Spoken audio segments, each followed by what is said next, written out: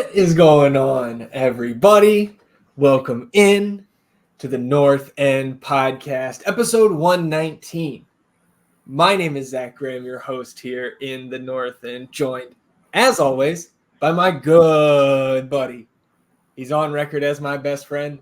His name is Ian Michaud, and we call him E, a.k.a. Lee James, a.k.a. Sebastian Drew Easy, a.k.a. Eastradamus, a.k.a. Pap E, O'Daniel, a.k.a. The Fashionista, a.k.a. Chili Willy, a.k.a. Joey Chestnut, a.k.a. Eon Stonkel. E, it's match week. How we feeling? Whoo, baby. My body is ready. Particularly after that wonderful draft we had last night. Oh, indeed. Got me back into gear, you know. I mean, shit, man. I've been feeling this way for the last month. I think once we hit February, it was like, okay, we're about to be back. So I'm juiced up, ready to go, ready to get into this pod. Our last one before a match recap one. Yeah, indeed. Before we're back to twice a week. That's right. Before we start getting OT. Yeah, look, we recharged over the last couple months, right? We've got the juices flowing. We're warm after that best ball draft last night. And I guess that's where we can start here on episode 119. Best ball draft happened last night. So shout out to all of our participants, all our good buddies coming through and playing along with us. You know, Moon Tower, Texas Ring of Fire, We Are Austin TV, Verde Pendant, Phil, Verde All Day, right? And now that they're gone, yeah, I'm going to say, E, I think we're going to win. I'm going to say, man, thank you to them, and thank you to the teams that they drafted there, because we walked away with quite the cache of players that are very exciting.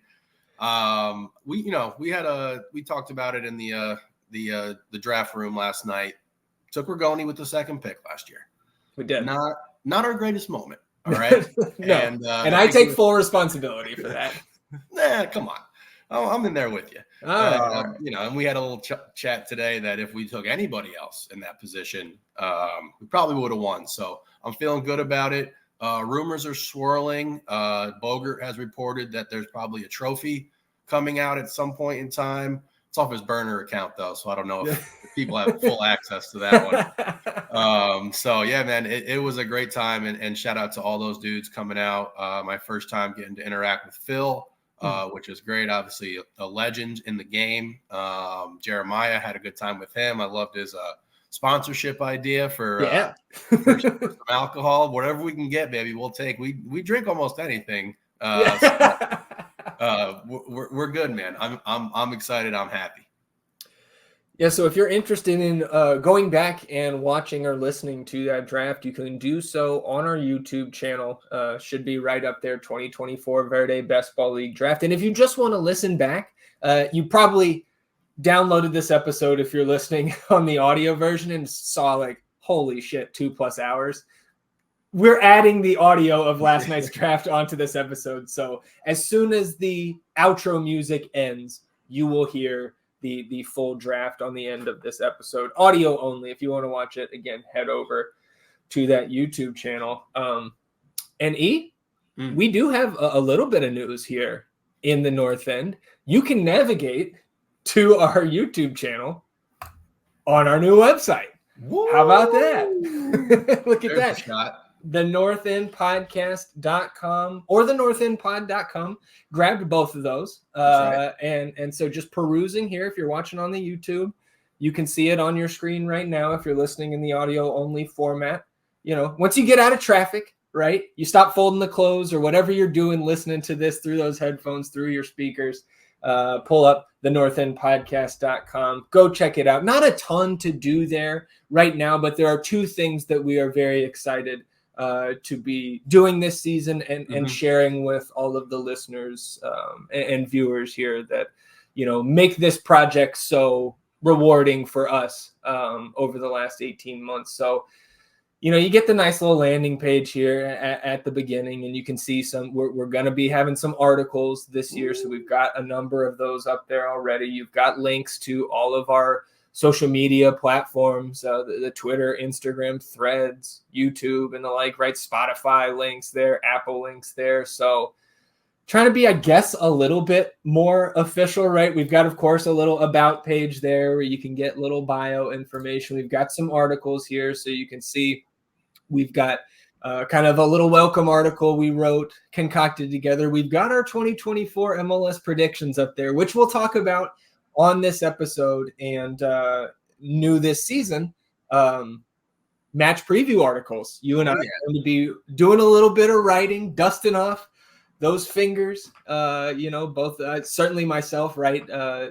Do some writing professionally. So hoping to, without the help of an editor, which I have in the paid gig, hopefully going to be able to provide just a little bit of extra juice to everybody's Austin FC fandom experience. If you want that match preview every week, we're going to, dive into our opponents, hopefully a little bit deeper than you might get just going to like the MLS site or what have you. So absolutely looking forward. And again, I would urge any of our listeners, if you've got ideas, feedback, whatever about any of our content, but specifically the site, which we're discussing right now, definitely hit us with that. We want to tailor the content that we're putting out to serve the fan base, or, those who rock with us in the best possible fashion. So I think, that this next part is where we're going to do that the best. If you look up here at the top, you've got the about link, the articles page, and then you've got this link here that says cap sheets. So when I click on cap sheets, that opens up a new tab, so I can flip over here on the screen share. And we are making all of the sheets that we frequently reference on this podcast available to the public in this view only mode. So you can see the roster spots on there, Ian. Typically we zoom in 200%, but I have it zoomed out here because we've added notes to the majority of these sheets to hopefully make this and continue to iterate on this as kind of the one-stop shop, to have this kind of reference point in your pocket for all of the Austin FC fans that want to get this nitty-gritty with their fandom, right? If you just want to stay up, above the, just with the vibes rocking throughout the season, that's totally fair. But, you'll be able to go here and see our roster spot spreadsheet with some explainers on which roster designations, what they mean in relation to the salary cap, or those that are not, tied to cap purposes. We've got our cap sheet here. And again, MLS salaries are released twice annually. So once you hit the primary window, the summer window, that kind of goes out the window, so to speak. So we've got this cap sheet, but there are many unknowns at the moment, right? How much is Ethan Finley getting paid on his new contract? How much are we paying some of the new guys like Guilherme Biru, Brendan Hines-Ike, right? We have $350K in there for Diego Rubio, but that's a report from a source. So it may be 356,000 when it initially comes out. So as soon as that salary cap release hits, hopefully in late April, that page will be completely up to date, and we will have a more full picture of the Austin FC cap puzzle. We've also got our year-by-year depth chart with the cap hits there. You can see the darker colors indicating contract years, and the lighter shaded cells there indicating option years. And again, the cap space committed by the team, and we've got it up to 2030. So obviously no contract options yet past 2028. That's just young Micah Burton right there. We've got some space to grow here on this particular tab. Then I've also concocted a nice kind of cliff notes on salary cap rules, free agency procedures, and the like. It's not too long there. You can see it on the screen, but I think all of this combined can be a nice little reference point for any Austin FC fan that wants to, be more knowledgeable about the inner workings of this league, because even through all of this, obviously, we openly admit there is plenty, I'm sure, that we are still not 100% solid on and or missing, but I think this is a nice start. We've also, as a little bonus here, no bells and whistles on this one yet, but we've got the current Austin FC 2 roster on there with contract expiration dates, option years, parent clubs for the players that are on loan, ages of these guys, because with Austin FC 2, obviously that can be a very important part of these young careers for the FC 2 players. So all of that, we're very excited to have going here, and excited to continue, coming up with new ideas and adding to this new part of our project. Dude, it's awesome. It's been a project that we've had in the works for some time, and shout out Young ZG for her help with everything that we have compiled here with the rules and stuff like that and salary cap. I don't know who has been searching and like looking for that type of information, but it's not very readily available. Here you can get it all one spot. It's digestible. It's, somewhat understandable to the best of our ability, given the vague rules that MLS still operates by. But definitely very excited about it. Very excited to roll this out. And I mean, our mission since the beginning has been to grow with this fan base, grow with this community, people being introduced to the MLS at, the same time in Austin, most likely, if you weren't a big MLS fan before that, which they were hard to come by. Yeah. So I hope that it serves its purpose for, the best fan base in the world and continuing to be an educated fan base. And, like you talked about with the salary cap, and if you don't want to get into all that, that's cool. But it does provide some perspective on the direction of our team, which can take a little bit of the dread and doom away at some points in time. So definitely encourage everyone to check it out. And if you have any feedback, we'd love to hear it. Some of it we may throw into the trash. Some of it we may accept. But very excited about it. And shout out to you for all your hard work in this. And it's a great thing, man. Yeah, we're again excited about this. So hopefully everybody, enjoys that little bit extra that we're getting here to kick off the 2024 season. Let's keep it moving here. We can stop the screen share, but there were certain things. The roster rules and regulations for 2024 dropped on the league site yesterday. So there's not a ton from that we were really waiting on because, with the current CBA through 2028, we know most of the cap figures. Two of the things that we did learn and that were updated on the cap sheets on the website.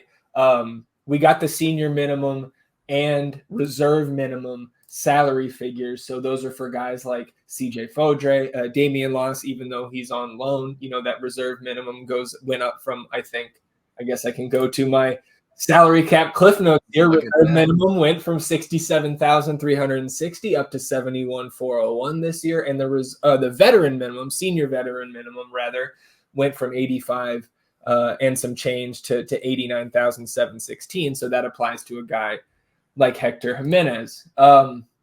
Roster compliance date is this Friday at 7 p.m. Central. So shortly after that, we should see the league start to update the roster pages on the team sites because we know that's all linked, right? The single entity league here. So I imagine on the roster page, we're going to see, you're going to get a headshot for a guy like Guilherme Biru. You're going to get a Hader Obrian, an updated shot with a Verde kit. There we go. It's needed. You probably see Danny Pereira. Not probably. I'm 99.9% sure you see him go from supplemental roster to senior roster. So that is coming on Friday. Primary transfer window will close April 23rd. Summer window, I think we could have found these dates prior, but they were not committed to memory for me. So summer window, July 18th through August 14th. So Mikel Desler, who I heard somebody who talked to Anthony Precourt. I actually think it was Aries who I saw said this because Aries, and we'll talk about the NYCFC friendly or exhibition here in a few minutes, but he was at the Verde store kind of peering over, watching some of that game. And he said that Precourt rolled through there, talked to him a little bit. And he said Desler, that signing, as we had kind of speculated when Tom Bogert reported that we were signing Desler in the summer, that paperwork appears to already have been done. Ooh. But so that, July 18th doesn't look like we could get Desler in here active until that Leagues Cup break. So, so that's good really detective ready work. For that summer window. Sorry, go ahead. So that's some good detective work right there. It's the date of the grand feast of Rodolfo Borrell. Everyone's invited. Well, I said grand feast is in the winter. We're just, maybe this is first course because if this past window, this current window we're in, this is the appetizers. Okay. Right. And we've got first course. Maybe that summer window kind of cleanses our palate, right? With a Desler, maybe with a little DP swapperoo in there. We'll see. And then in the winter. Why not? What's the Lord of the Rings quote? Why not second breakfast? Why not? Okay. Hey, and very fair. Very fair. All right. One thing that I did catch in the roster rules and regulations before we move on, those short-term affiliate loan agreements, right? How you bring those FCTO guys up to the first team when you're in a pinch. And this may have been the case last year as well, but this caught my eye perusing the document yesterday. 25 years old or younger is the requirement for that short-term affiliate loan agreement, which means if Captain Joe would have stayed on with us, he turns 26 in May. He would have aged out. We could not even bring him up to the first team in that manner. So that also makes a little bit more sense aside from what we've already discussed on why Captain Joe was out. And also I think, gives you a little bit of a window into we're going to focus on youth with that second team, even more so, I think, going forward, with that rule and obviously Roto's focus on youth in that direction. Yeah, got to take advantage of that if we can. So last Saturday, Austin FC concluded their preseason schedule at home behind closed doors against NYCFC at Q2 Stadium. Let me get to the team's page here. Looking at that first half lineup, this sure feels like what we're going to see this coming Saturday, the starting 11 here. And this was one of those matches where they add the extra 30-minute period. So 120 minutes total, because it's still preseason. We want to get everybody minutes, get some tape on all the young guys as well. That 11E was Stuver in net, Jean Kolmanich on the left, center back pairing, Leo Väisänen and Matt Hedges. Julio Cascante with that leg injury did sit out again. John Gallagher on the right, Alex Ring at the 6, Danny Pereira in front of him, Seba at the 10, Ethan Finley on the right, Emmy on the left with Gyasi Zardes up top. And so I do think this is what we see this coming Saturday. But I also think, as we've talked about, right, Diego Rubio is going to push Gyasi Zardes. I think both of us have been on the record. We think Diego probably takes that spot over at some point. I think Hader Obrian, once he kind of fulfills the requirements of Josh and the coaching staff getting in here and figuring out everything that comes with that right wing spot, could overtake Ethan Finley. And then, of course, it's been talked about a lot, Guilherme Biru and John Kolmanich at that left back spot. There's a lot of competition to watch here heading into the regular season. And I'm really looking at that left back spot, particularly with Kolmanich coming back off that injury and how he's going to look once he gets back into full-paced action, at when the games are counting. Nothing surprising for me with that starting 11. I'm right there with you with Diego eventually overtaking G once he's completely ramped up. The only thing I'm looking at is Obrian over Finley. I've been a big supporter of the speed that Obrian adds. I know that Finley is also, a fast dude who can get up and down, but I think Obi's speed is just a different level. So I would not be shocked if Obi gets that start come Saturday, but everything else, it looks good to me, baby. So a couple notes here. Again, we didn't get a ton of footage, got the Austin goals, and then later we did see footage of all 4 NYCFC goals, ended up 4 apiece after 120 minutes. It was 3-2 Austin at the end of 90, but this first goal, Stuver ends up getting chipped from past midfield by Baccarar there. It was just a turnover. Ethan Finley playing it back to John Gallagher. Little deflection there, tough bounce, and Stuver off his line in that moment. There was a penalty given to NYCFC that was missed. And then in the 50th minute, right after halftime, same 11 rolled out there. Baccarar finishes off the brace near the 6-yard box there. Couldn't quite tell who is who down there in the box because this is very much like the team film camera at the top. But those were posted by various NYC outlets or accounts, rather. But then, man, 73rd minute. And this is giving me, I got to tell you, I know it's preseason. I know we shouldn't read too much into it, but this is giving me just a little bit more juice headed into the season here. 73rd minute. Gyasi Zardes heads it home off the corner. I believe it was an Emmy Rigoni corner. Then 70. What's that? That's the perfect goal. I know. Shout out Damon.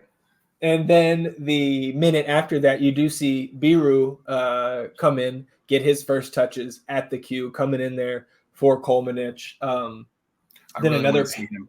I know. Really, I know. I really want to see him like that. Like I said, I was really watching that left back spot, and that is a huge unknown right now for me. Like, how good is this dude? How good is he going to translate? Because if we can get somebody who's better than Zani there, I love it. Yep. And just at worst, right? The depth, right? Correct. Needed the body. And having that unknown, obviously it could go worse than we hope, but like the promise of the new scouting network that Roto brought in and the like, right? I'm right there with you. So if Josh did hint at he should be available off the bench, I think, here on Saturday evening. So awesome. Might get our first taste of Biru there. 5 minutes after that, Diego Rubio does replace Zardes, and Hodder Obrian comes in for Ethan Finley. 3 minutes after that, John Gallagher gets to the end line, cuts it back. Sebastian Driussi finds the net, equalizes at 2. And 5 minutes later, Austin FC is in front after Diego Rubio blasts his third goal in 3 matches into the back of the net. So like I mentioned, end of the 90, 3-2 Austin. And again, this is a team that had 0 comeback wins last year. And I know it's preseason, but like it's still, we would rather see this in preseason than no comebacks at all. Absolutely. I mean, you don't want to see Stuve getting beat from half field, hell of a strike, but still, not really something you want to, set your eyes upon. But with Diego, man, have we had somebody come on like this in preseason and just look like a world beater? Yeah, I mean, he looks fantastic. I'm so excited about what he's going to bring, the element of great striking, like clinical finishing to this club. I'm super excited. 10 on our best ball team this year. Couldn't be happier about that. Yep. Let's go. Keep those points rolling in. Let's do it. Then we get into the extra 30-minute period there. Starters for Austin there. Cleveland got in net. Biru was still out there. Brendan Hines-Ike gets his first tick with Austin FC. Antonio Gomez was out there paired with Hines-Ike. Hector Jimenez out there on the right. Johan Valencia at the 6. Owen Wolf in front of him. Val Noel at the 10. Hodder Obrian on the right. CJ Fodre on the left. And Diego Rubio up top. And 4 minutes into this extra period, NYCFC gets a goal. And we were able to see it. That was Malachi Jones out of Lipscomb. He was the 8th overall pick this past draft in December. And you can find the clips of these 2 goals in the extra period from some of these NYC young kids. Holy cow, were these some strikes, man. Like, outside the box, both of them. And Steph Cleveland outstretched. I mean, full tilt there, like getting past him. I think sometimes, like, you just got to credit the offense, and especially on this Malachi Jones goal, that was just a fantastic shot by him.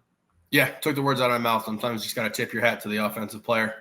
Yeah, and like I mentioned, NYC ends up getting 4. They do score in the 119th minute. That was Costa Rican forward, 24-year-old Alonso Martinez. In between that, though, they sandwiched another Valentin Noel goal. Nice little cheeky chip on the break over the keeper into the net. 3 goals as well for Val Noel in this preseason, and prompting the grill master to send out another propaganda tweet about Val Noel. And hey, we're with you, man. We would love to see Val in the first team. Man, like, I know it keeps coming back to his international status and how that's holding him back, but hopefully he's around with this program for some years to come, because he really has grown and like developed. And like, this is a big step. I know it's preseason and everything, but he was one of the most integral parts to that FC2 championship. And now he is moving up to this level and having some success, and you love to see it. And that's the type of pipeline that we really want to build and like forge. Yeah, absolutely. So 4-4, if you're counting all 120 minutes in that final exhibition, and they all count from here. We did mention Mikael Desler. Obviously, he's probably going to be somebody we mention on most episodes between now and that July 18th date. Desler, obviously Toulouse, going up against Benfica in the knockout rounds of the Europa League. They were on the road in the first leg. Go down 1-0. Angel Di Maria, PK, to go up 1-0 for Benfica. There were some names. Otamendi was on this team. Like, it was pretty fun to watch. Desler, I would encourage, if you can, to watch this guy with Toulouse over the next couple weeks, even if you can just get 10, 15 minutes in, because it was very encouraging to see how well he moved, fit in, looked the part against this competition that is, better than MLS. Got all over the field, and he equalizes late on. I think this was his 4th career goal, as a professional. So it's not something we should expect out of Desler, but it was pretty damn crazy to tune in to the first time ever, and he scores this amazing road goal. The goal itself was just, he was kind of wide open from about 10 yards out, but I'm sure he'll take it. And it was kind of no way, our guy scores in the first game after we've announced that, or we haven't announced, but Bogert makes it official that he's coming over in the summer. It was fun to watch. That is awesome. That's watching some college hoops or something and seeing your soon to be pick. Going in and showing out. That's great. Yeah. They did give up a second late penalty, little foot stomp there in the box. So Di Maria, little PK brace there. 2-1 on that first leg. Toulouse back at home tomorrow in the second leg. That's 11:45 a.m. Central. So I might have to try to find the stream for that one too. See if Toulouse can pull off the upset at home. You've piqued my interest for sure. I maybe we can get another goal out of him. Yeah. Don't waste them all now. Come on. You gotta save them up for us. Jersey release party was also last Thursday night. And obviously, unfortunately, you had to miss that. I was lucky enough to be able to go down and kind of take part in the festivities. And man, I got no notes for the club. It was awesome. Outside of the drink prices there, but I think that's controlled by the theater. It looked awesome. It was awesome. Almost it looked like a packed house at times. And even once a couple people started filing out, it was pit, second floor, third floor, most of those seats filled.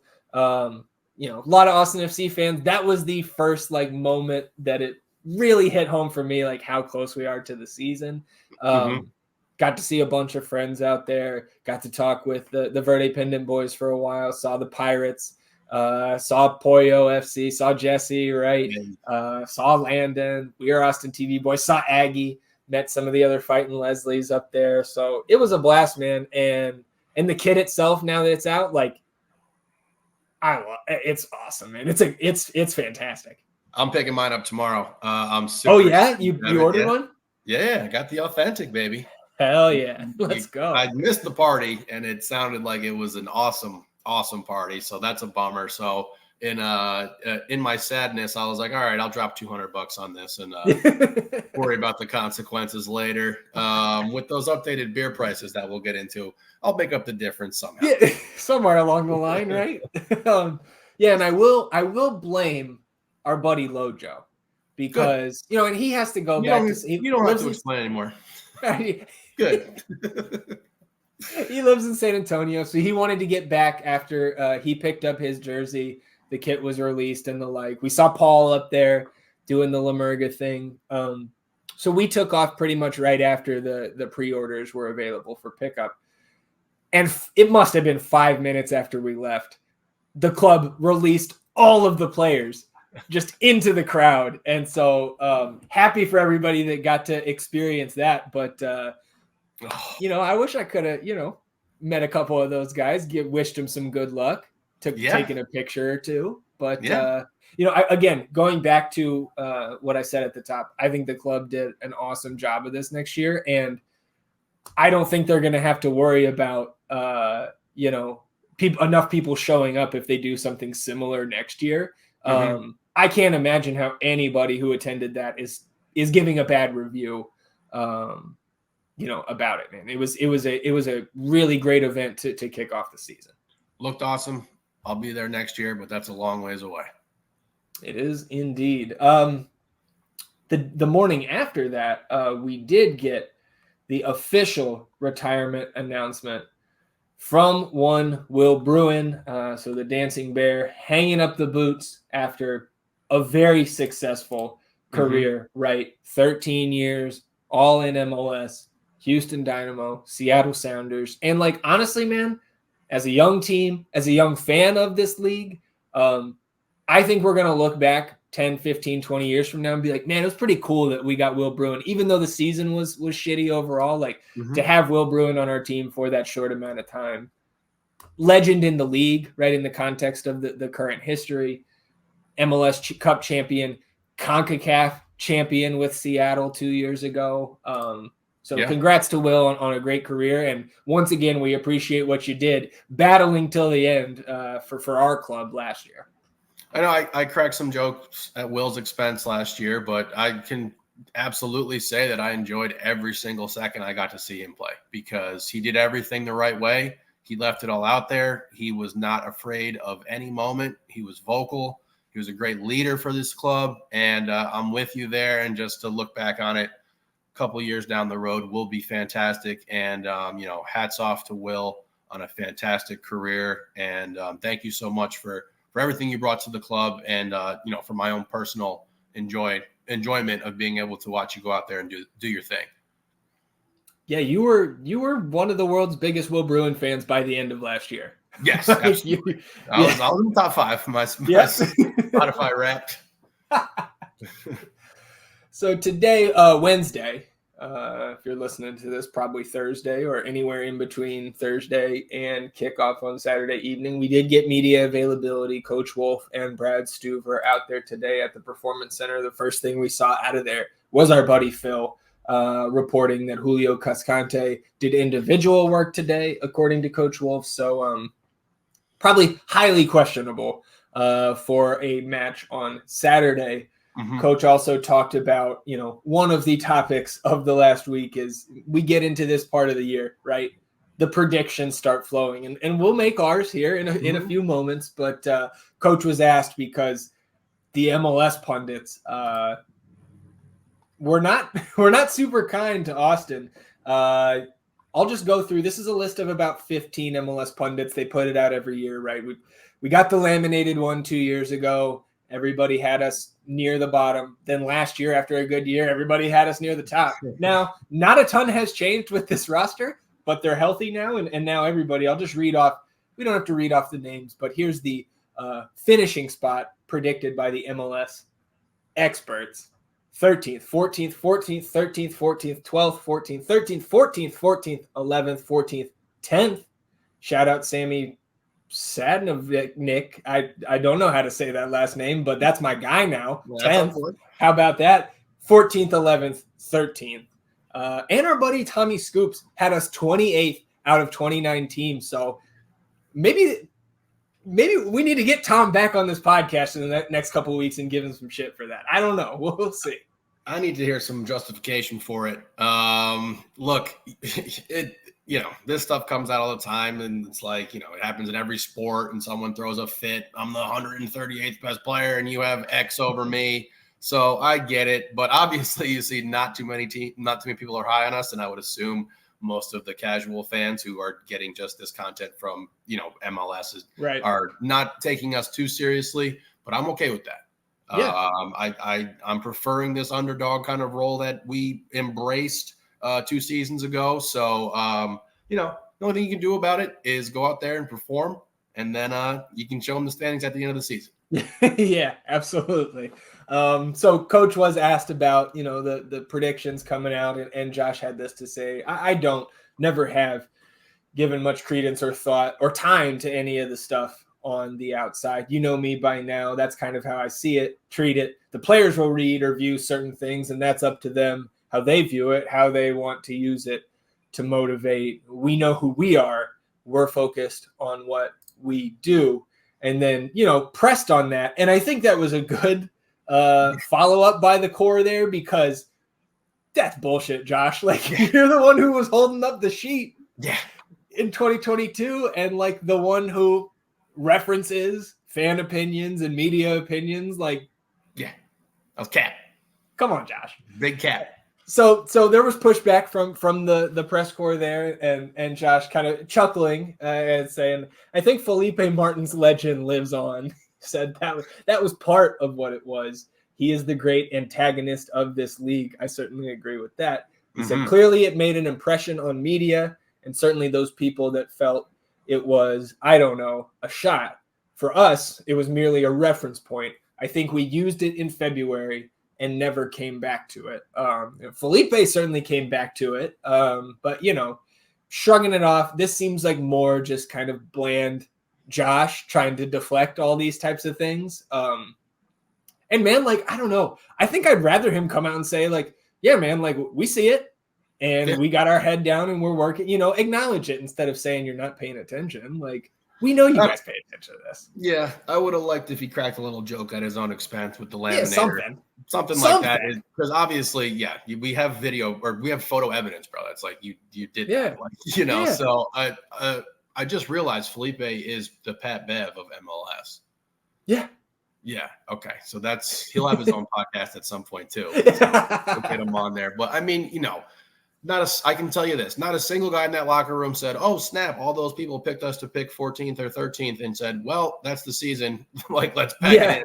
We're finishing there. So the only thing you can use some stuff like this for is for motivation, because everyone loves to make people eat their own words and, get back. So, if we can use it for fuel, great. Do we need it? Is it going to matter in game 10? Fucking no. So, we're just getting ready for the season. Everyone's getting their clicks and everything. So we'll take it. And Bogert will have to repent for his sins. Yeah. He's going to have to come on the North End and wash himself clean. He will, yes, he needs a bath. So what coach said about Julio, he said he trained this morning on his own. So there's hope.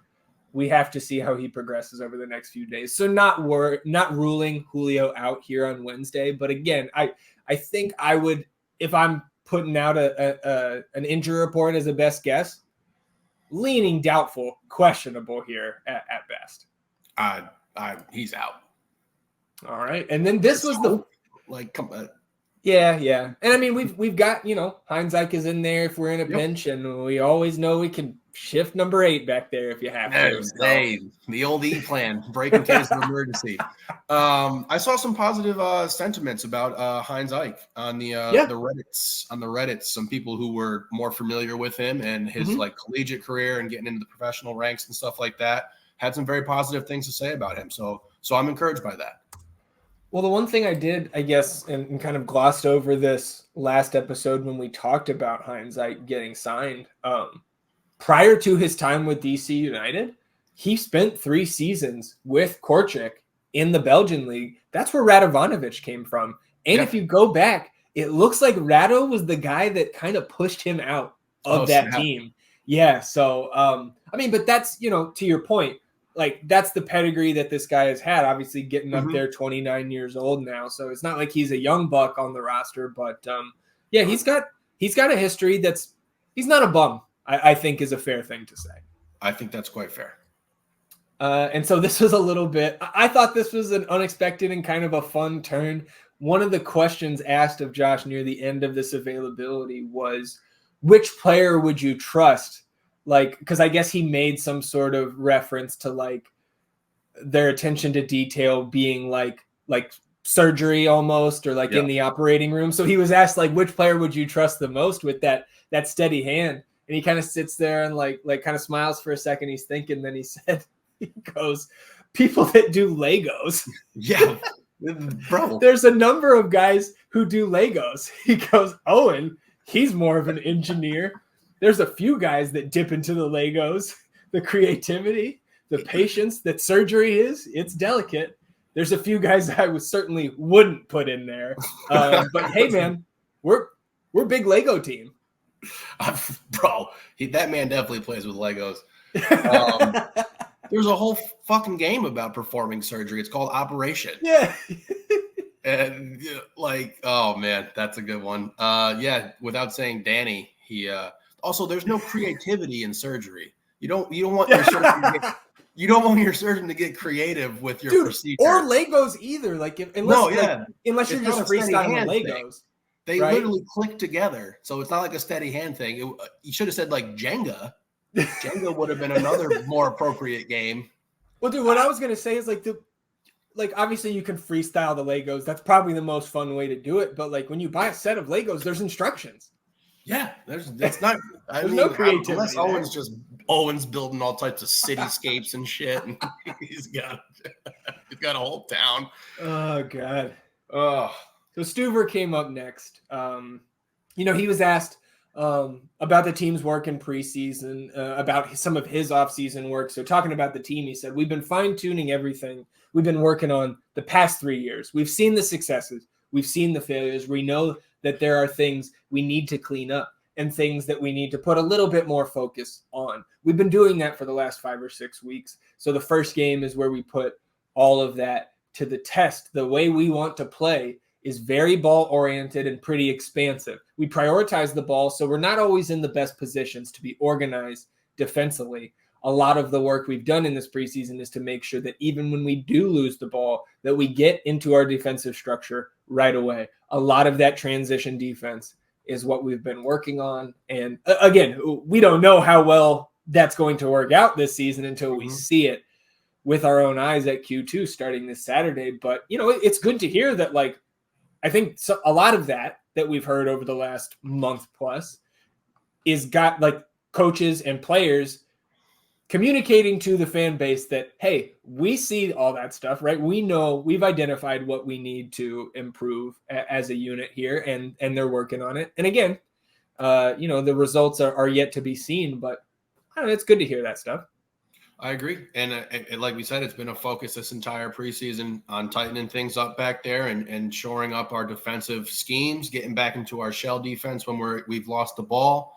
I mentioned Owen's transition defense. I think that might be something we're missing, if he's not playing the minutes that he was forced into last year. But I know that we can make up for it. Obviously, a healthy Alex Ring is a much better defender. So I like those things out of Stu. And, I feel like he's going to be a much more vocal leader this season than he was last year.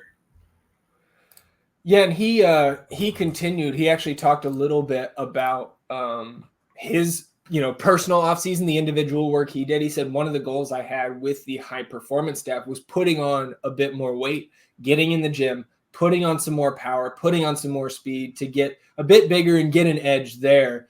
Proud of the sports performance guys for putting me through the paces in the offseason. So a little bit more beefy stew, I guess, come Saturday. Yeah, you brought that up to me a little earlier, and I wasn't sure how I felt about it. One thing I feel like I liked about Stu's frame, if we're going to get into that right now, was that, he's a pretty light guy, which made him, quicker on his feet, theoretically. If he's able to add some fast twitch muscle where he's moving that, extra weight that he's got in there now, then it's a great thing. But I'm just a little concerned about having that extra 10, 12 pounds and how that translates to him getting off of his spot faster. Right. Well, we'll have to see. He also said, kind of the last thing that caught my eye was him talking about, obviously very pointed questions about, hey, how is this team going to handle the speed bumps that inevitably come with such a long season? He said that's the good thing about this team. We've gone through a crap ton of adversity the past 3 years. I think we've been through a lot, and we're prepared for anything that comes our way. You saw it last year, having to rotate through 8 different center backs. The guys are resilient and ready for anything that this season throws at them. So again, to your point earlier, these guys on the inside, they're ready, raring to go here. Look, and if anything good can come from last season and the nightmare season that it was, it's to take those lessons. You take your losses on the chin and you got to grow up from them. And, everyone's saying the right things now. I don't know if we're prepared for everything that might come our way because, who could have known that our sporting director was going to blackmail the United States national team during the middle of our season. So, I like the answer. Again, we've been talking the talk. We got to walk the walk now. And we're going to face all kinds of adversity this season. And it's a journey, and it's going to be a long one. And I agree. I think that the stuff that we went through last season, I'm hoping, because it can go either direction. It can fracture your team entirely, and you guys it can sputter out and be done. Or it can galvanize you, understand that's what you've been through, and you don't want to go through that again. So I'm hoping it's that part. But we'll see.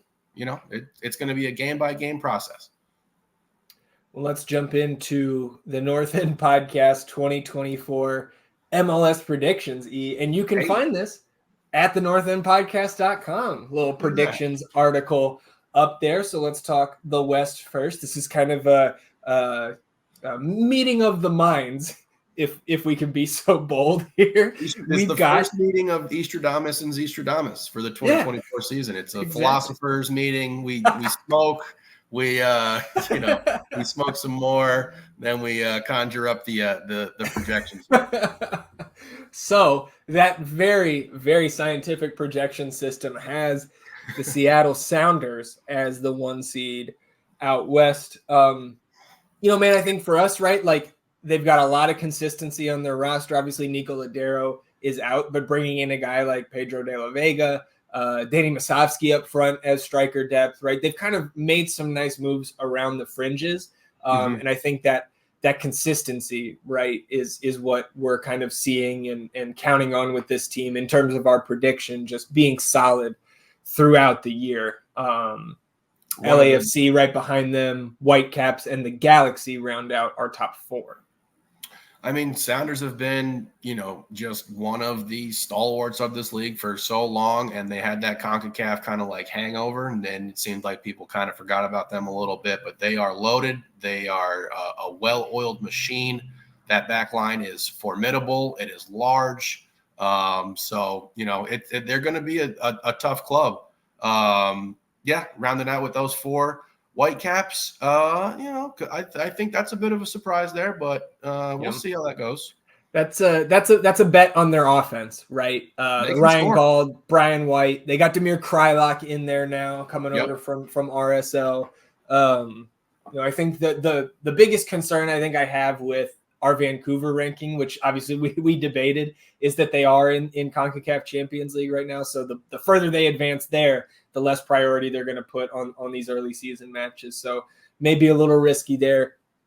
I convinced you Austin FC at 7. We got them there right in the middle of the pack, avoiding the wild card, grabbing a spot in the first round. And then I think probably the 2 more, if we can be so bold to say controversial rankings here, St. Louis City at 12. That was obviously captained by me. But I just think this team, they were a 500 team after their 5-0 start last year. And there's a full season of tape on these guys right now. Losing a guy like Giacchini. I don't know, man. I just think the magic is going to kind of wear off this year. Obviously St. Louis also in CONCA champions. So I think they've got their work cut out for him this year. And I also hate them. So 12 it is.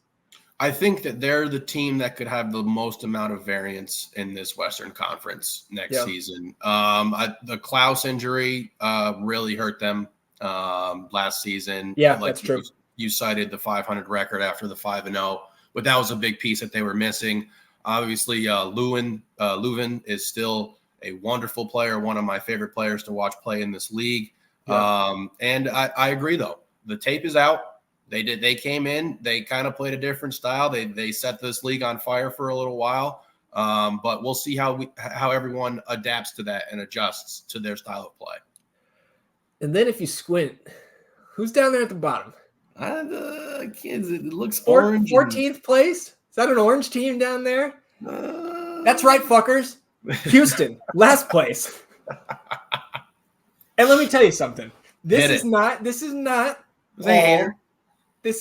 all Austin FC bias, okay? I think Houston is in trouble, E, and obviously it didn't take much convincing for us going back and forth that, let's go ahead and put Houston down here at the bottom.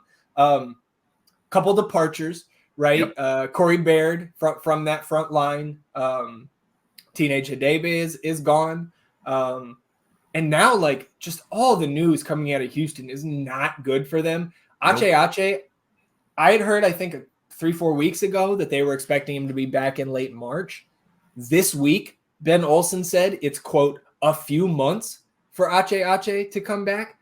He's no spring chicken, man. And, like, if he's not at the top of his game like he was last year, this Houston roster was not so different in 2022 when they were 14th in the West. So, like, an aging Hector Herrera, Coco Carrasquilla did just sign a contract extension. Yep. That doesn't mean he's not going to be moved on in the summer if they find the right deal.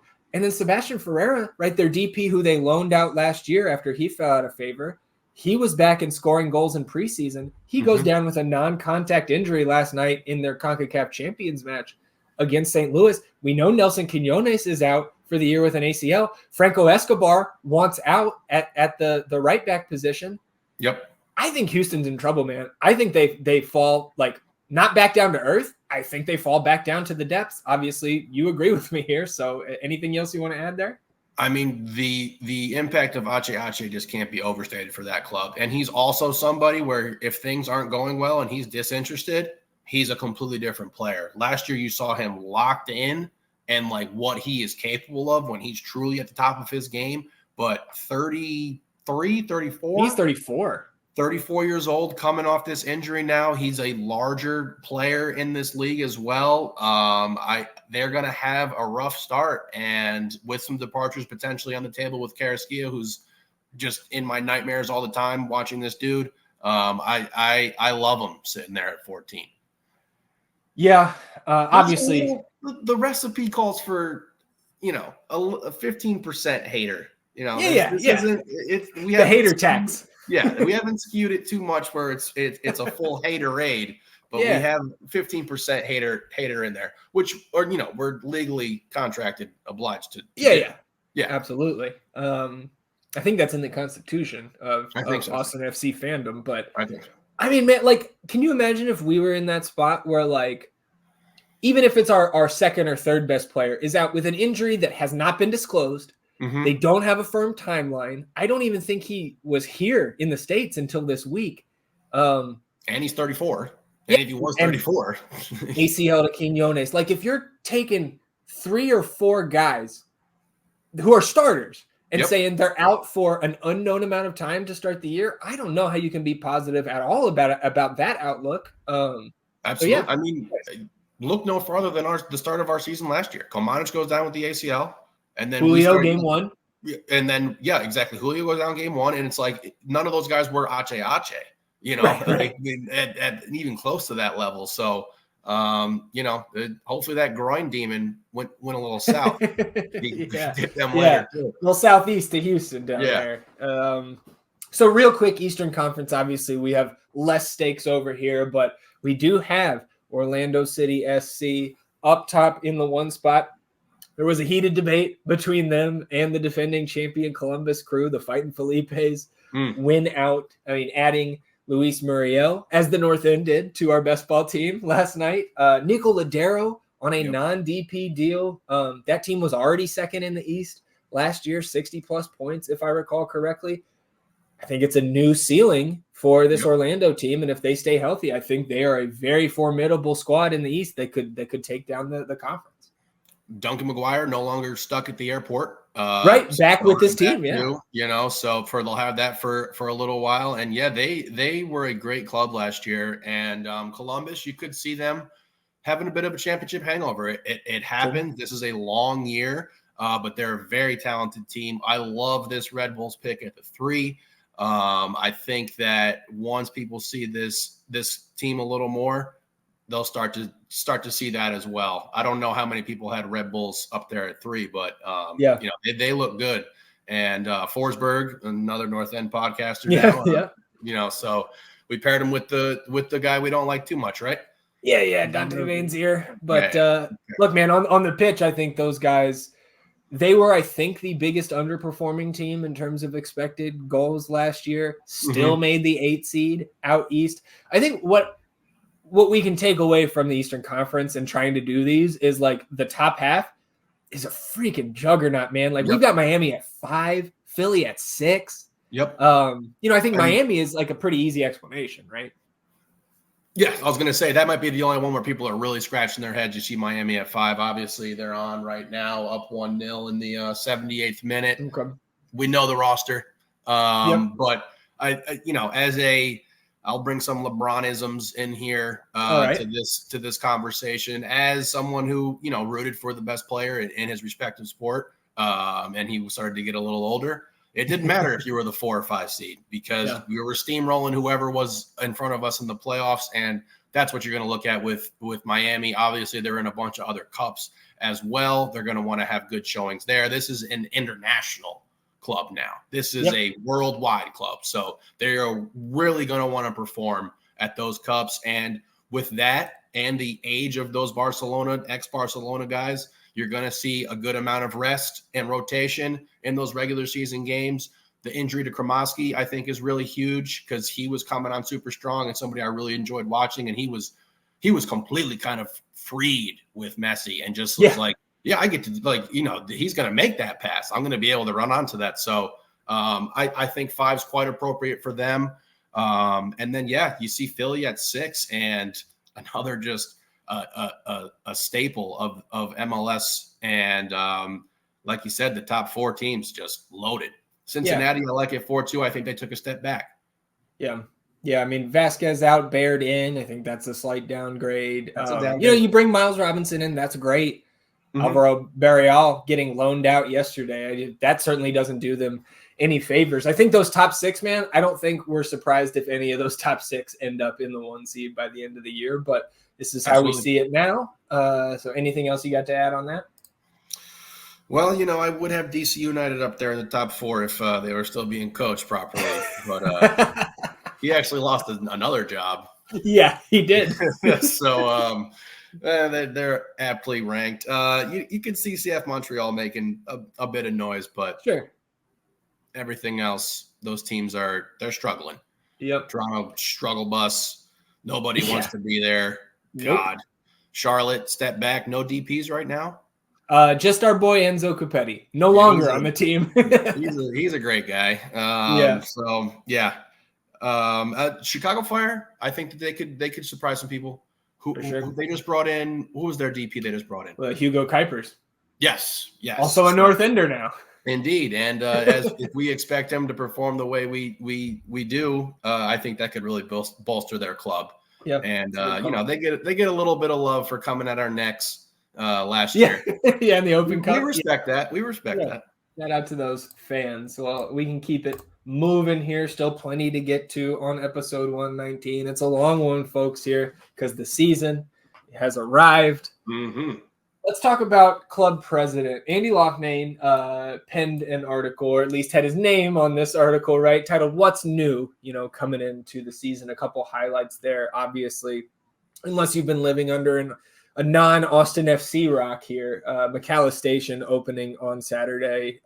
Jeremiah talked about that on the Best Ball stream last night. So if you're going out to that opening of the station, 10 a.m. on Saturday, and if you are planning on taking the train, or maybe just even considering it, free rides on the Metro Rail on Saturday to celebrate the opening of the McAllis Station and the beginning of the season. So you love to see that. Andy also previewed, some of the more value menu-esque options around the stadium, and the one that shines to us, $7 beers in section 123 at the Double Daves. Come on down to 123. We got $7 beers. Shout out North End. They did it for us. I know they did. That's awesome. Yep. Also dangerous. We will get our first taste of the new rules, right? Like time substitution, stoppage time being shown in the stadium, and VAR decisions being announced to the fans and the broadcast by the official. Loughnane also teased, quote, several updates being made to our match day presentation. These new features will be rolled out during our home opener on Saturday versus Minnesota United. So I don't know what it is, but I'm excited. I know you're excited. The confetti has arrived. Oh, it has. It has. We got the 2023 box of confetti. There we go. But hopefully they won't go stale like they did last year. Oh, God. Dude, I found like just little traces of last year's confetti. Yeah. Burned it. Light it on fire. Absolutely. Great ceremony right there. That's ceremony.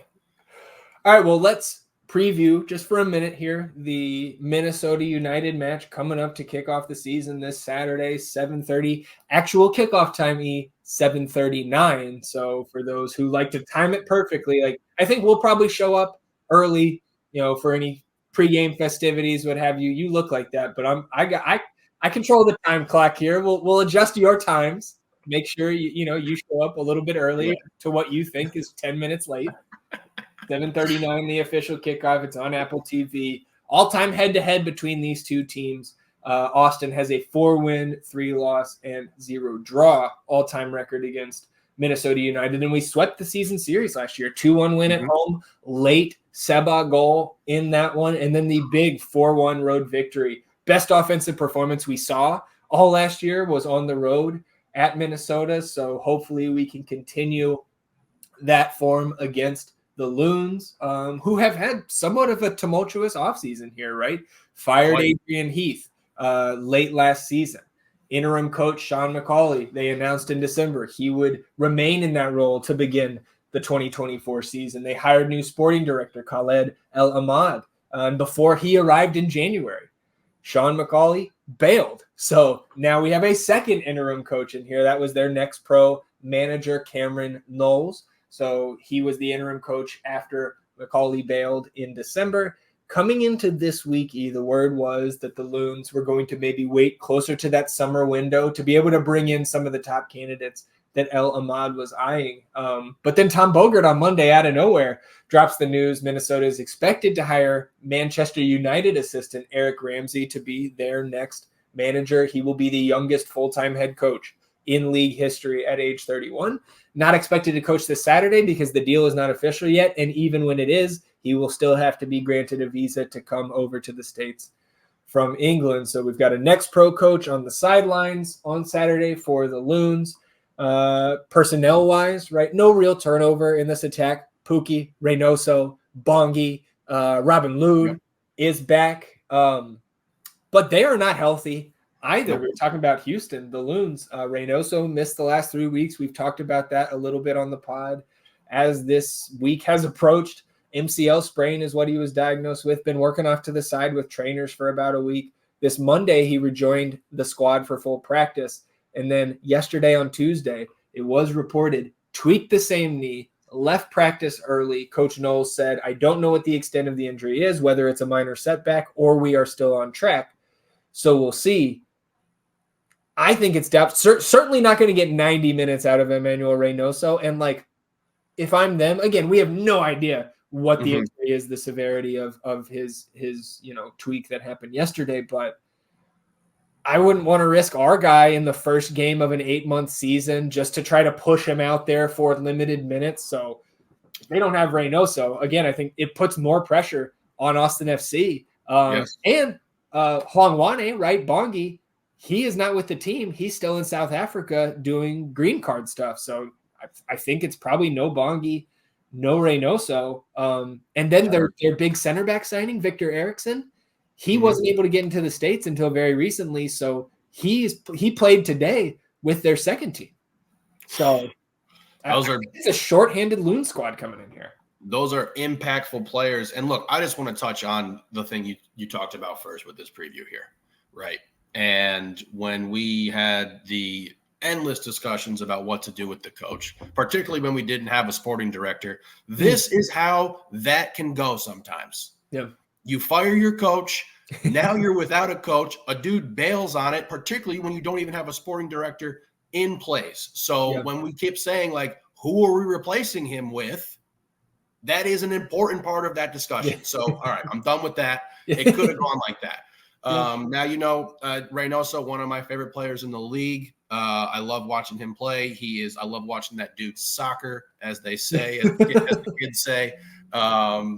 But yeah, those are some impactful players that if they don't have them and the firepower that they have on offense, could really, really be detrimental to them. And like you said, pressure's on Austin. And I think that we need to come out and really pounce on this club early and just put them away.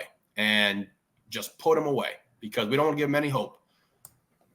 I think we kind of talked about, right, when we were discussing the NYCFC friendly, like we think that's the 11 we're going to see, right? I think we expect a Rubio appearance, Obrian off the bench, maybe Biru, and maybe we get a Heinz Ike or somebody like that if there's no Julio Cascante at all, because not sure Matt Hedges is fit for 90 right now. I know that Josh has talked about them being mindful of his minutes load. So I don't think I have much to add on the Austin side. I think we know what we're working with coming in here. We are relatively full strength minus a questionable Julio. And I think, I feel like we're in a good spot. I'm ready to make my prediction. If you are, anything else you got to add? There's no way Zani can go 90. He's going to have Maybe he got 75 on Saturday. I don't think I do think we get Biru out there at the end. Okay, just like same principle with Reynoso. Well, not the same, but like pushing Zahn to 90 right out the gate, I just don't think is a great idea. Sure. So I do, and that's like with me taking out how much I do want to see Biru. Sure. Okay. But ready for predictions. Yeah. Well, I'll start us off. All right. I know you're not starting the 2024 season with a draw or a lot. I mean, maybe. You could. Maybe. You could check the website. I'm on there on record. I've got 3 points here, in the opener. I've got a 2-1 score line. I'd love a clean sheet, but until we see those defensive improvements consistently, it is tough for me against a guy like Teemu Pukki, who put in 10 goals in 14 appearances last season, including that 4-goal masterclass against the Galaxy late last season that gave us a chance in that best ball. That's what almost put us over the top. It's tough to pick a clean sheet. So 2-1 Austin for me. And if we're walking out of there with 3 points, I don't care how we get it done. Let's just start it off on the right foot. Oh, God, it'll be so great. Yes, I cannot put too much stock into this defense until, again, I see them walk the walk. We've been saying all the right things. You got to put it into practice now. Pukki is a guy who I don't think will be able to keep out of the score sheet. It's just limiting how much damage he can actually do. We got to find him, be physical with him, and make sure that we're not letting him just get open looks on this net and pelting poor Stuver. I have us going up 3-1 and then giving up a late second goal due to some of that lackadaisical defense, due to the consistency of this club to give up a goal immediately after scoring one. So I do think we might take our foot off the gas a little bit, but too much on Austin FC to drop this game here at home. I'm with you. So 2-1 for me, 3-2 for E. And we'll move on here, Ian. You know how we bridge to last business day now. We're talking about the best keeper in the world. Our weekly Damien Loss check-in. Damien, 2 exhibitions since we last convened. Got the start last Thursday against St. Louis City. Played 60 minutes, let in 1 goal. It was scored by AZ Jackson, assisted by Joao Klaus. And like the high-powered offense that they have, I don't think there's any shame, without seeing the clip, any shame in going 60 minutes and giving up a goal to those guys. And Louisville did win 2-1 in regulation.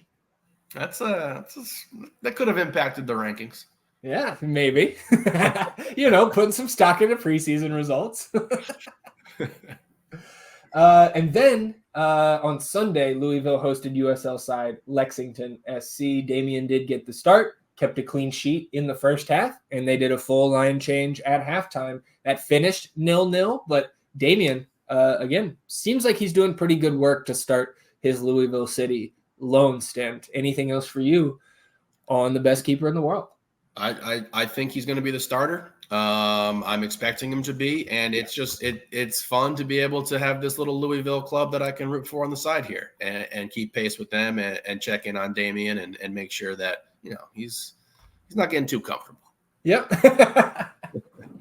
All right, last business day, everybody. I did not see any score lines from the St. Edward's exhibition that took place on Saturday. So really nothing to report there. We'll still keep digging, as always, for these preseason FC2 results. A little bit tougher to come by.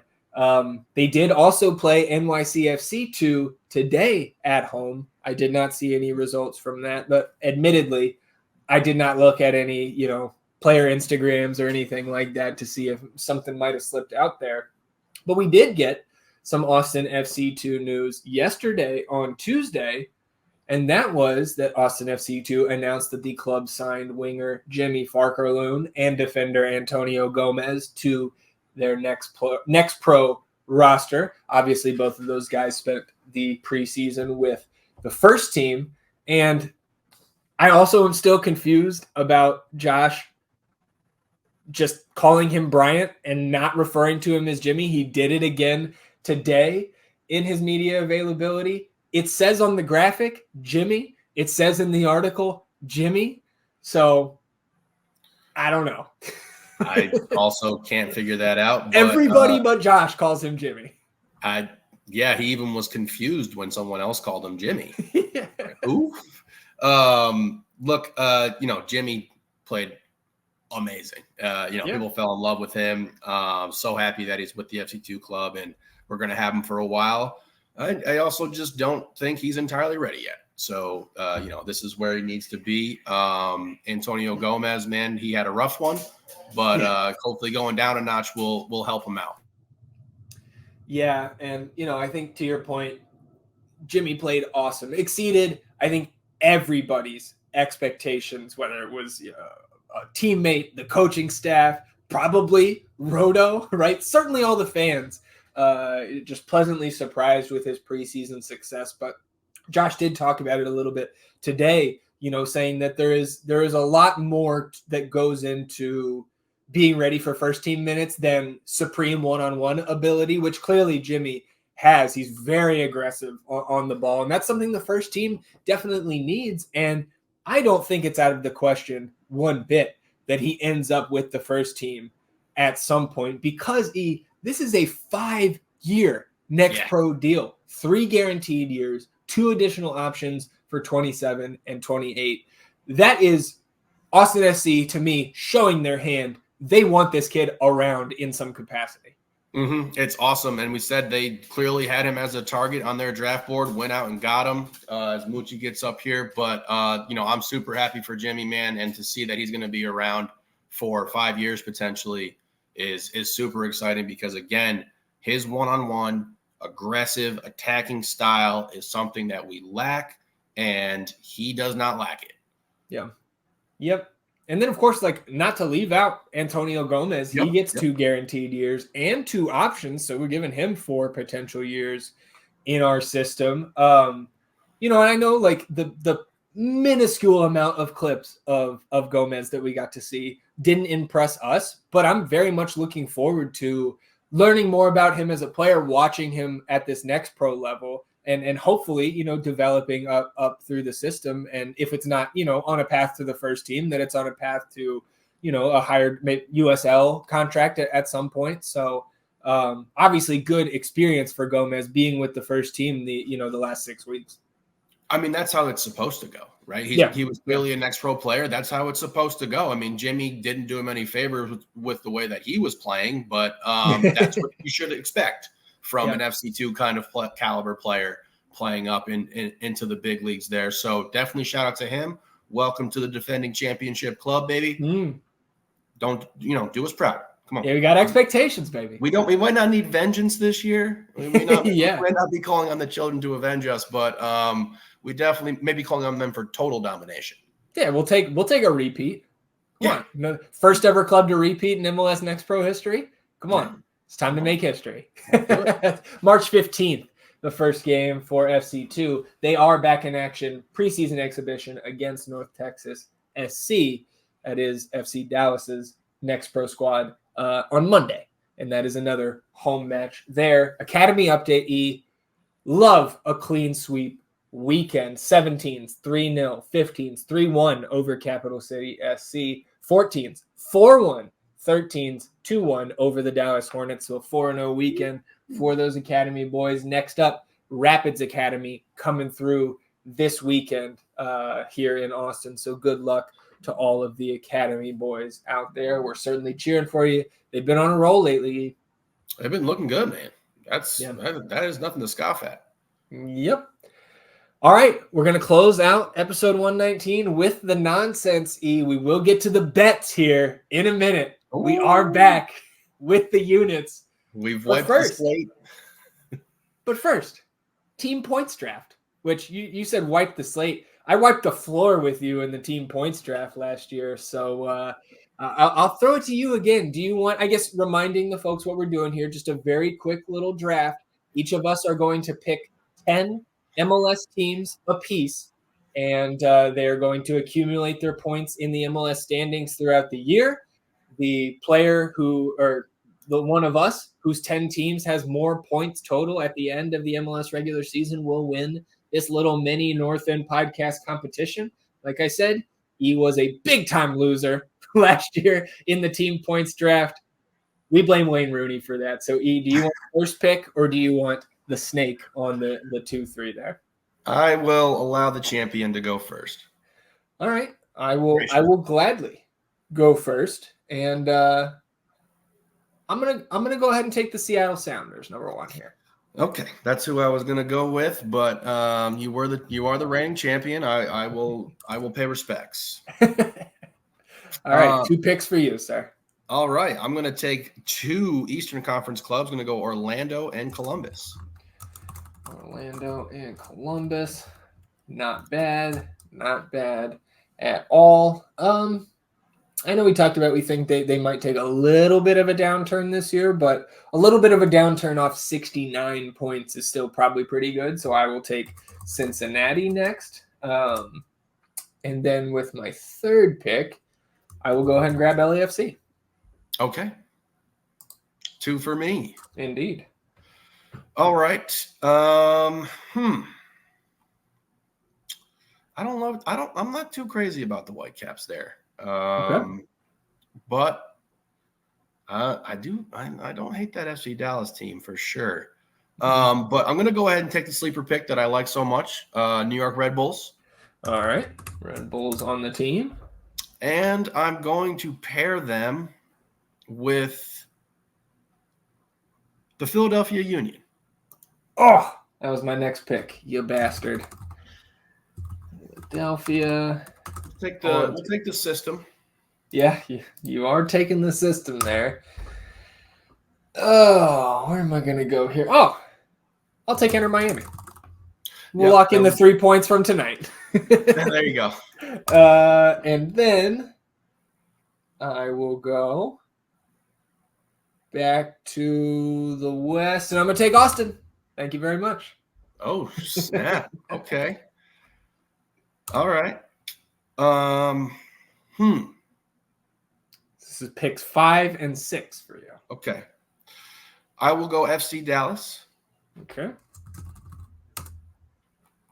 And, I said I didn't like them too much, but I think I get value. You look at that Eastern Conference, it's just going to be hard to get a bunch of wins versus that top 6, 7 clubs. Yeah. So I will take the Whitecaps there. All right. Vancouver onto E's roster. And we'll see if this Austin pick comes back to bite me. Just letting the homerism get through there in round 5. I think I'm going to take one from each conference here. I'm going to stack up both LA teams. So I'm going to grab the Galaxy. And then I'm going to go back east and take the 5 stripes of Atlanta United. Okay. I got to be honest. I'm kind of bummed that Wayne Rooney is not coaching anymore because you would have taken him 3rd probably. I do love Lorenzo Insigne. I could take that. Well, that's Toronto true. team. Yeah, you could. Didn't I have him last year too? Yeah, I think so. Okay, I'm going to go to the altitude, take Real Salt Lake. Tough place to play. You can usually get some dubs there just by being at home. So we like that. And I'll take Nashville. Nice. That was going to be in my next bunch here. So Real Salt Lake and Nashville to E. I will go ahead and grab Sporting KC. That was my 8th pick. So with my 9th pick, it's getting thin here. Yeah. I'll go ahead and take. Damn.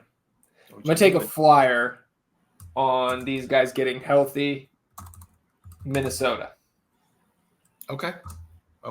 So back to you. You've got, these are your final 2, and then I've got one more. Indeed. I will go with NYCFC and St. Louis. Good picks. St. Louis. Like that with my 10th pick there. Yeah, I really wanted that NYCFC. Bleh. All right. I think I need to go east here. So I will take the New England Revolution and not feel good about it. I got to say, man, I do not feel nearly as confident as I did at the end of our draft last year. I think that's well done by you. I feel good about it. All right. So reading off those teams once again, E has Orlando, Columbus, the Red Bulls, Philadelphia, Dallas, Vancouver, RSL, Nashville, NYCFC, and St. Louis City. I've got the Sounders, Cincinnati, LAFC, Inter Miami, Austin FC, the Galaxy, Atlanta, SKC, the Loons of Minnesota, and the New England Revolution. That is the 2024 team draft. Good luck to you, sir. And to you. All right. You want to make your predictions, y'all? Who you think's going to win? Let me know. Jump on Team E whenever you want. Let's jump on Team North End here and hope that we can not just not lose 35 units this year, maybe make some money here messing around with these MLS bets.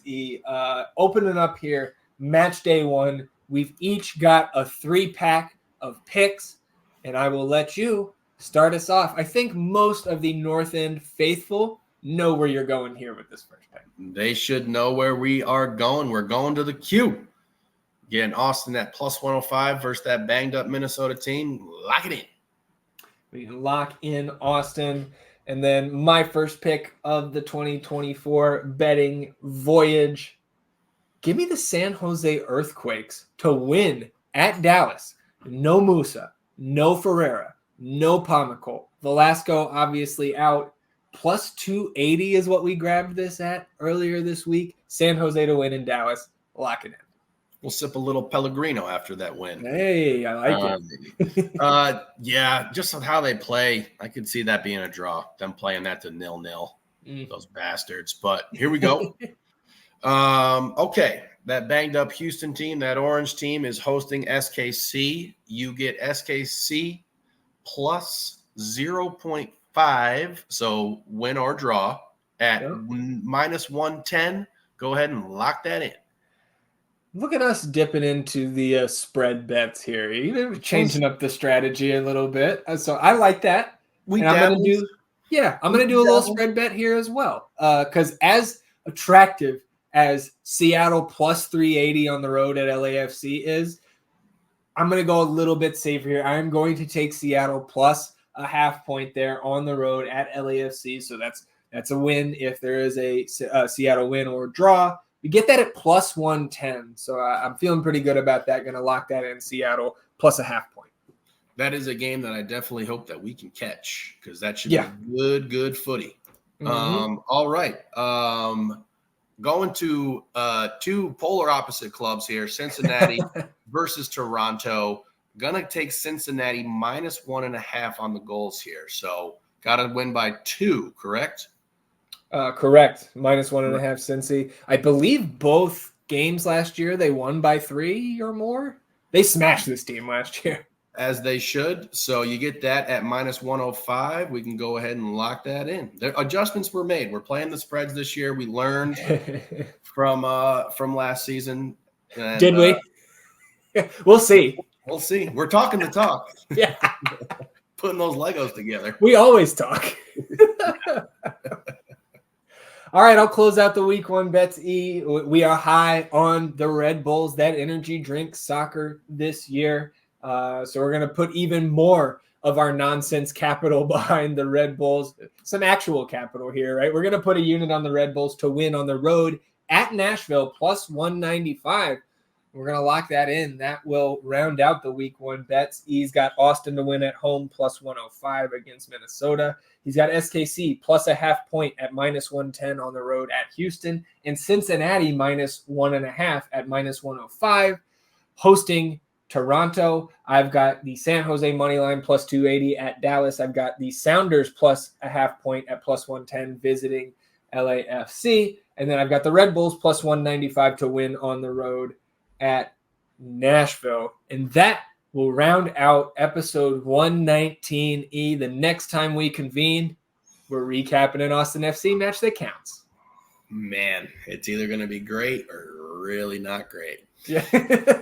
So great or really not great. We hope to see you guys back here again once the outro music finishes. If you want to hang around and listen to the audio replay of last night's best ball draft, that is tacked on to the end of this episode. And if you're not going to do that, at least hang around for 5 extra seconds. Do this for us. Rate, review, and subscribe to the podcast, wherever you get your podcast. If you are watching on the YouTube channel, subscribe to the channel. Hit the notification bell to know when a live stream pops up or a new episode goes live. Of course, on this episode, like the video, hit that thumbs up button. Help us battle the YouTube algorithm overlords. Atone for your sins, Tom Bogert.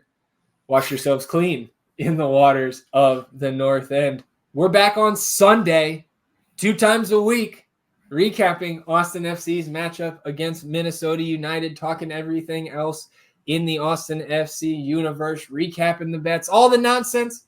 We're back, baby. Anything else for you, E? Best time of the year. Let's do it. All right, everybody. Enjoy the rest of your week. We will see all of you at Q2 on Saturday night. Until then, he's E. And I'm Zach. Vamos Austin FC, everybody. Goodbye.